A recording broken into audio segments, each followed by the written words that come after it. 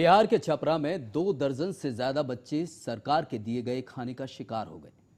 पूरे देश में कोहराम मचा हुआ है, लेकिन सूबे की हुड्डा सरकार की कानों पर जूं तक रेंगती नहीं दिख रही है। कभी भी मिड डे मील में छिपकली तो कभी दूसरे जहरीले जानवर मिल रहे हैं। इतना ही नहीं, बच्चों को सेहतमंद बनाने के लिए बांटी जा रही गोलियां भी उन्हें बीमार ही कर रही हैं। ऐसे में सूबे में कभी भी छपरा जैसे हादसे की होने की आशंका बनी हुई है।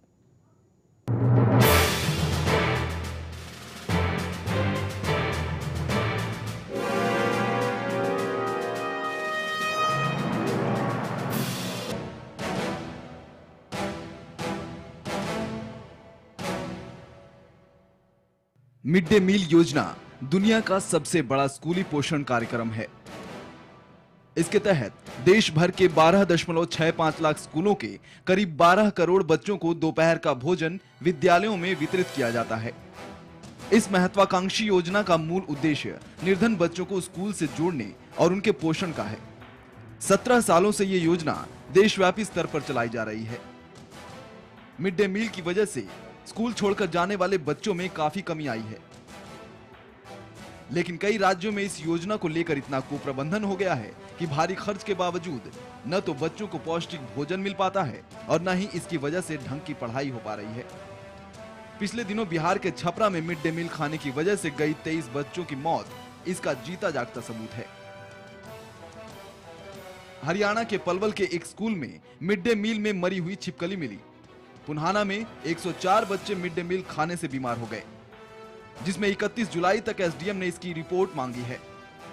प्रदेश की शिक्षा मंत्री गीता भुक्कल ने भी कड़े कदम उठाते हुए खाने की गुणवत्ता को सुधारने की बात कही है।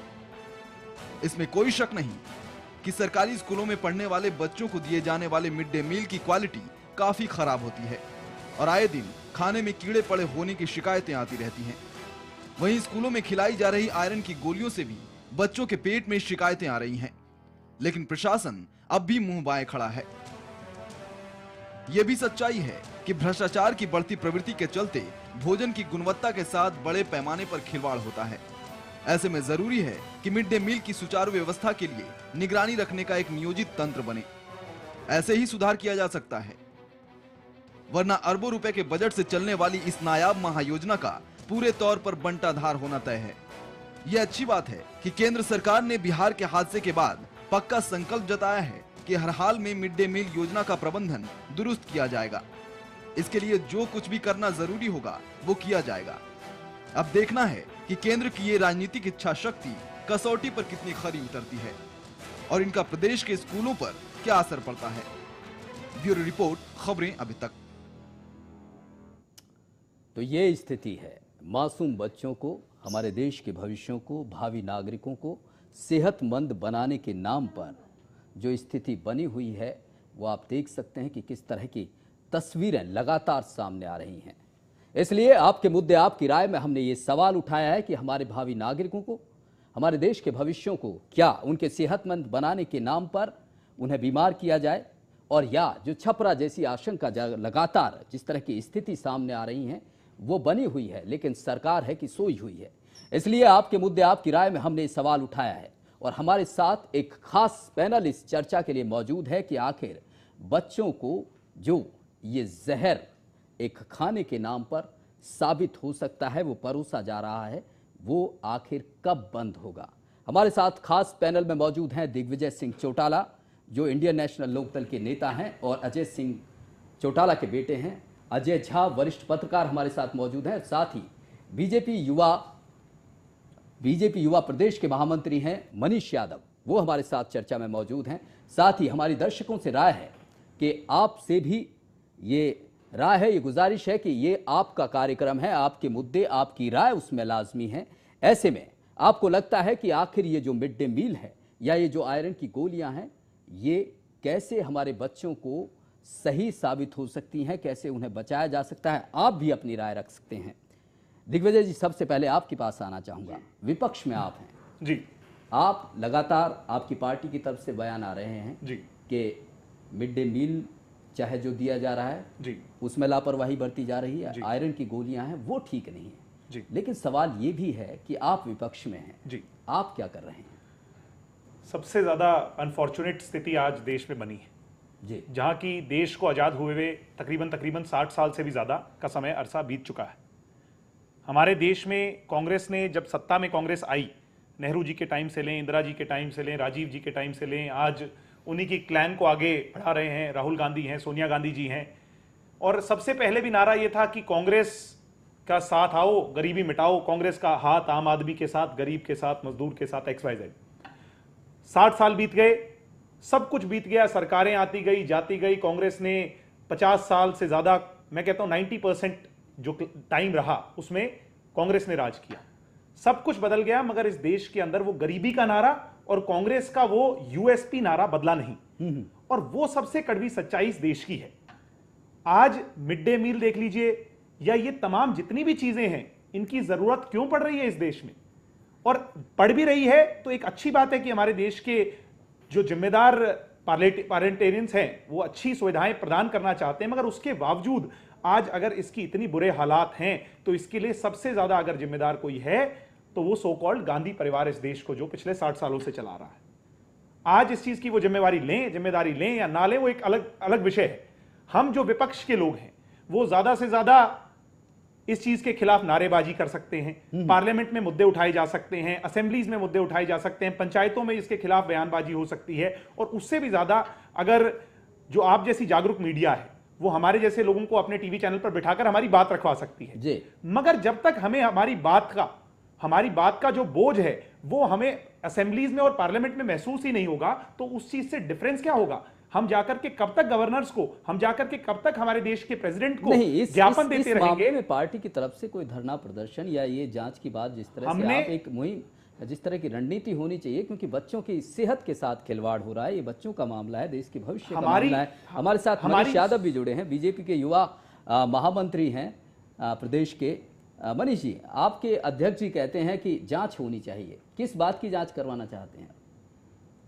रामविलास जी का बयान आता है कि जिस तरह से ये जो आयरन की गोलियां हैं, अगर इनकी बात करें, या जिस तरह से मिड डे मील सौंपा जा रहा है, दिया जा रहा है बच्चों को, उसमें जिस तरह की अनियमितताएं आ रही हैं, आपकी पार्टी की तरफ से कुछ खास रिएक्शन नहीं है, एक बयानबाजी भर हो रही है। देखिए, जैसा कि अभी दिग्विजय जी ने कहा कि कांग्रेस की सरकार एक ऐसी सरकार है जो एक नहीं प्रत्येक, मतलब ये एक उदाहरण है जो अभी हाल ही में हमारे सामने आया। कांग्रेस की सरकार हर एक मोर्चे पर विफल हुई है, जिसमें से ये भी एक है।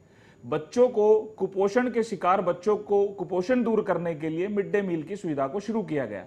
इस सुविधा से गरीब बच्चों को लाभ मिले, और हमारे पिछड़े, मतलब जहां भी ग्रामीण, पूरे देश भर में कुछ ऐसे क्षेत्र भी हैं जहां आज भी जाति के आधार पर भेदभाव किया जाता है। तो ये एक सरकार की ओर से पहल थी कि उसको दूर करके एक ऐसी व्यवस्था बने जिस प्रकार से बच्चे स्कूल में पढ़ने आते हैं उसी प्रकार से एक साथ बैठकर भोजन भी कर सके। लेकिन अगर वरदान या अभिश्राप बन जाए इस प्रकार की व्यवस्था, 12,000 करोड़ रुपए सालाना इस पर बजट खर्च होता है केंद्र सरकार का, प्रदेश सरकारों को दिया जाता है, जिससे कि इन बच्चों को ये सुविधा प्राप्त हो। लेकिन ये कांग्रेस की सरकार इस प्रकार से उसको सुचारू रूप से लागू करने में विफल रही है, और उस पर कार्रवाई करने तक भी उनकी क्षमता नहीं। इसलिए हमारे प्रदेश अध्यक्ष जी ने मांग की कि इसकी एक जांच कमेटी बनाकर जांच की जाए और जो भी इसमें दोषी है उसको सजा दी जाए। जी, वरिष्ठ पत्रकार अजय झा जी हमारे साथ इस चर्चा में जुड़े हुए हैं।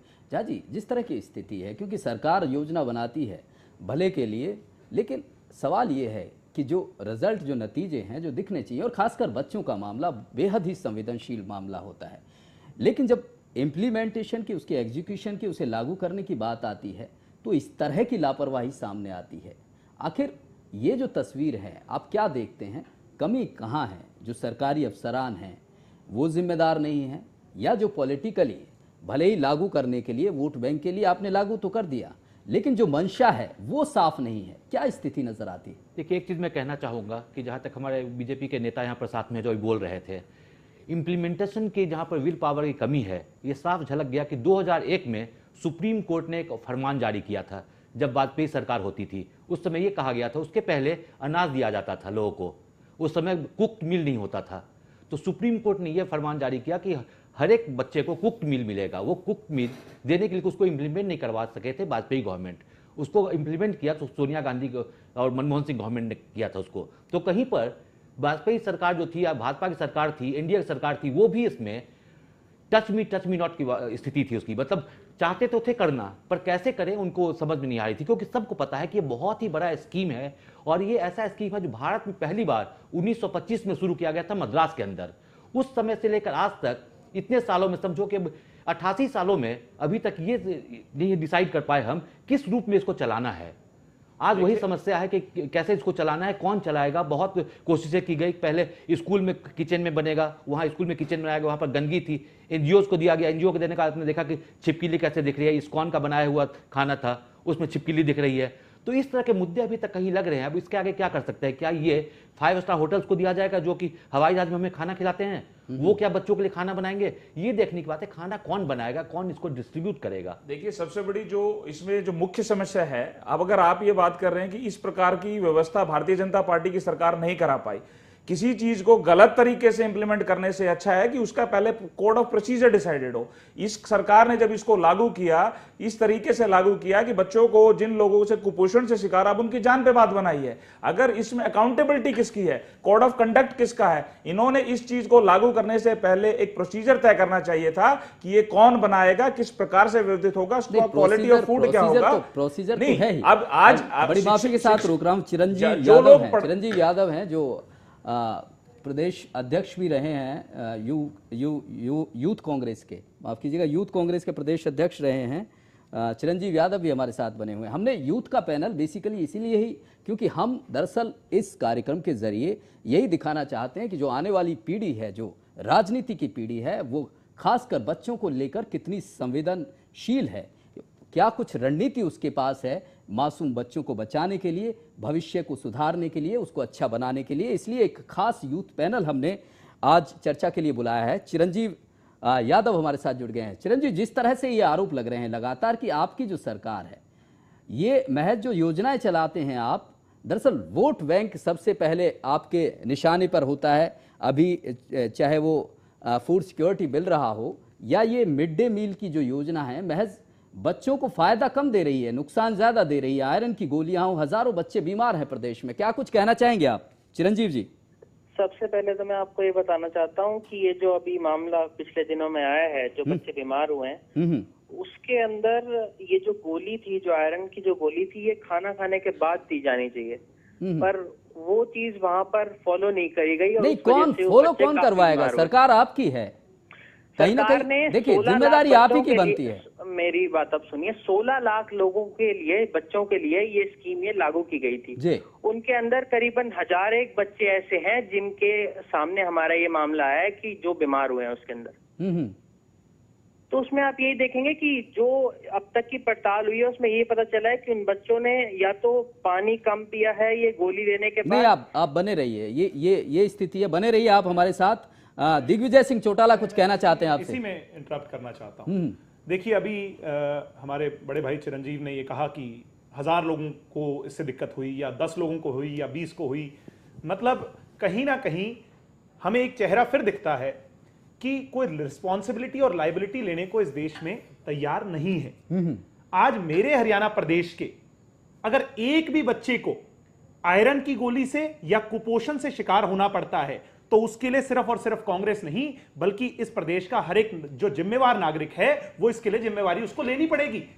कब तक हम सिर्फ दूसरों पर डाल देंगे, या कब तक हम सिर्फ ये सोच लेंगे कि 1 को हुआ है 10 को हुआ है, या फिर कब तक वेट करेंगे कि 10 लाख की योजना है तो 1 लाख को होगा।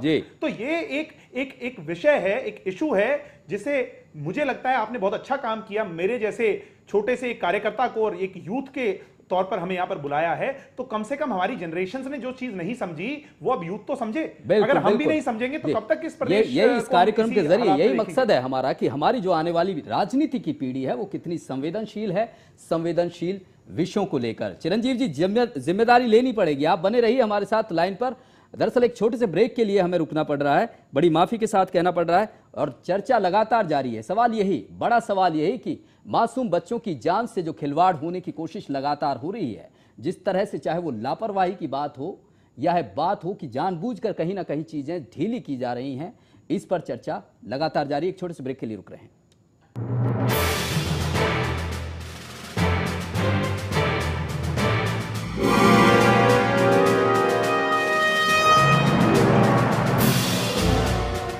क्या